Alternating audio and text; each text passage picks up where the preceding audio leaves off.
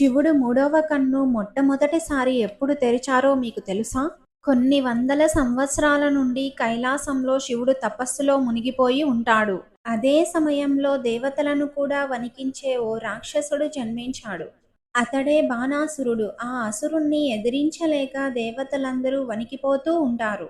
అప్పుడు శ్రీ మహావిష్ణువు ఆ బాణాసురుడి దగ్గరికి వెళ్ళి, ఈ ప్రపంచంలో ఉన్న అందరికీ నువ్వంటే భయం, కానీ ఒక్క శివుడికి తప్ప. నీకు ధైర్యం ఉంటే ఆయన కళ్ళల్లో కళ్ళు పెట్టి చూడు అని రెచ్చగొడతారు. బాణాసురుడు కోపంతో ఆ శివుడు నన్ను ఏం చేస్తాడు అని కైలాసానికి బయలుదేరి వెళ్తాడు.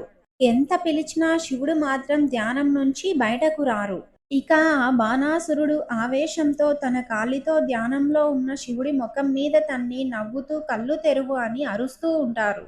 ఒక్కసారిగా ఆకాశం భయంకరంగా మారి శివుడి శరీరమంతా అగ్నిజ్వాలల్లో మండిపోతూ ఉంటుంది. శివుడు రెండు కళ్ళు తెరవకుండా మూడవ కన్ను తెరుస్తారు. ఆ మూడవ కన్ను నుంచి శక్తివంతమైన అగ్నిజ్వాలలు ఎదురుగా ఉన్న బాణాసురుడి మీద పడి మంటల్లో బూడిద అయిపోతాడు.